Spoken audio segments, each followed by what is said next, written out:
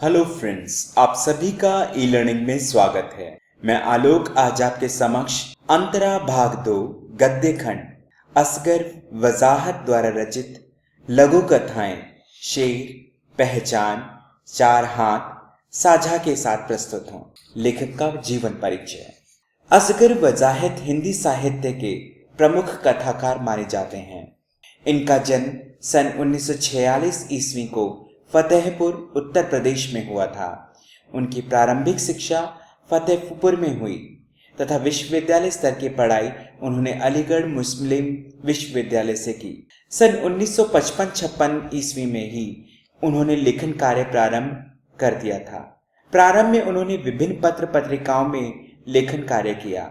बाद में वे दिल्ली के जामिया मिलिया विश्वविद्यालय में अध्यापन कार्य करने लगे।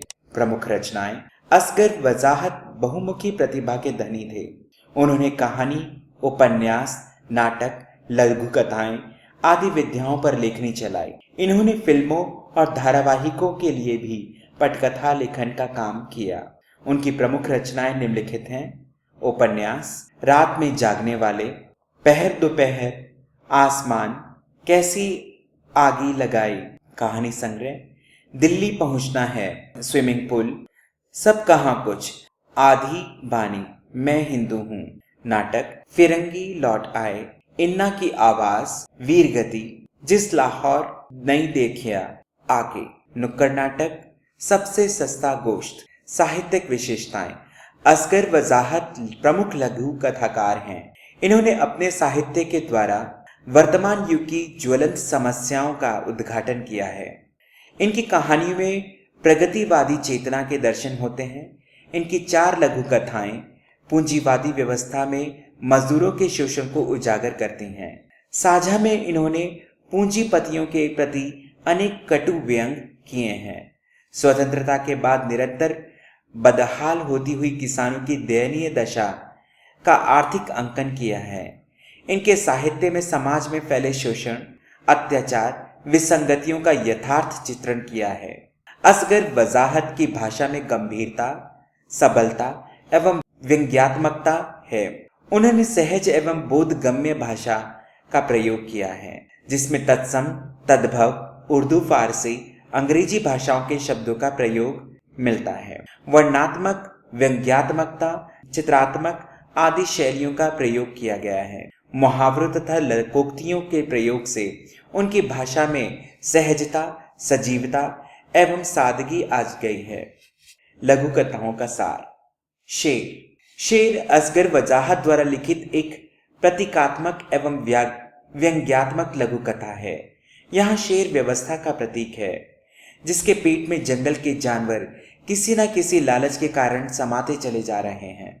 लेखक कसाई की नजर से बचने के लिए शहर या आदमियों से जंगल चला गया था। वहां उन्होंने एक वृक्ष के नीचे एक शेर को बैठा देखा, जिसका मुंह खुला हुआ था। वह शेर डरकर झाड़ी के पीछे छुप गया। उन्होंने वहां जंगल के जानवरों को एक पंक्तिबद्ध होकर शेर के मुंह में घुसते हुए देखा। शेर उनको मस्ती में गटकता गया जा रहा था। लेखक ने अनेक जानवरों से शेर के मुंह में जाने का कारण पूछा तो गधे ने बताया कि वहां वह आराम से रहेगा। लोमड़ी ने लेखक से कहा कि वह शेर के मुंह में स्थित रोजगार दफ्तर में दरखास्त देगी, जिससे उसे नौकरी मिलेगी। उल्लू ने बताया कि शेर के मुंह में स्वर्ग है, जो निर्वाण का एकमात्र रास्ता है। कुत्तों का समूह भी लेखक की बात बिना सुने ही शेर के मुंह में प्रवेश कर गया। लेखक को आभास हुआ कि शेर अहिंसा और सह अस्तित्ववाद का बड़ा समर्थक है, इसलिए वह जंगली जानवरों का शिकार नहीं करता। शेर साहब के स्टाफ से पूछने पर पता लगा कि उसके पेट में वे सारी चीजें हैं जिनके लिए जानवर वहां जाते हैं। प्रमाण मांगने पर उन्होंने प्रमाण से अधिक विश्वास को महत्वपूर्ण बताया, लेकिन लेखक का रोजगार के दफ्तर तथा शेर के मुंह के दफ्तर का अंतर पता था, इसलिए वह वहां नहीं गया। पहचान असगर वजाहत की लघु कथा है, जिसमें उन्होंने बताया है कि राजा को बहरी, गूंगी और अंधी प्रजा अच्छी लगती है, जो बिना कुछ बोले सुने तथा देखे उसकी आज्ञा पालन करती रहे। राजा के हुक्म से जनता अपनी आंखें, कान और होंठ बंद किए कार्य करती है। बहुत दिनों के बाद खैराती रामू और छिद्दू ने आंखें खोलकर देखी तो उन्हें सामने राम दिखाई दिया। उन्होंने एक दूसरे की ओर भी ना देखा। चार हाथ में लेखक ने पूंजीवादी व्यवस्था में मजदूरों के शोषण को उजागर किया है। एक मिल मालिक के मन में अजीब ख्याल आया करते थे कि सारा संसार मिल हो जाएगा। सब लोग मजदूर तथा वह उनका मालिक या मिल में अन्य वस्तुओं की तरह आदमी भी बनने लगे जिससे मजदूरी ना देनी पड़े। एक दिन उसे यह ख्याल आया कि मजदूरों के 4 हाथ होने पर तेजी से काम तथा लाभ होगा। यह सोच उसमें अनेक वैज्ञानिकों को नौकरी पर रख लिया, लेकिन अनेक वर्षों के शोध के बाद भी यह संभव नहीं हो सका। लानली ने फिर स्वयं मजदूरों को लकड़ी के हाथ लगवाने चाहे, लेकिन वह भी संभव नहीं हुआ। लोहे के हाथ लगाने पर मजदूर मर गए। अंत में उसने मजदूरी आधी कर दुगने मजदूर रख लिए। साझा लघु कथा के माध्यम से लेखक ने उन पूंजीपतियों पर व्यंग किया है जिनकी नजर उद्योगों पर कब्जा करने के बाद किसानों की जमीन तथा उत्पाद पर लगी है। इस कहानी में लेखक ने आजादी के पश्चात किसानों की दयनीय स्थिति का कारुणिक चित्रण किया है। किसान को खेती का अच्छा ज्ञान था, लेकिन वह अकेली खेती करने का साहस नहीं कर पाता था।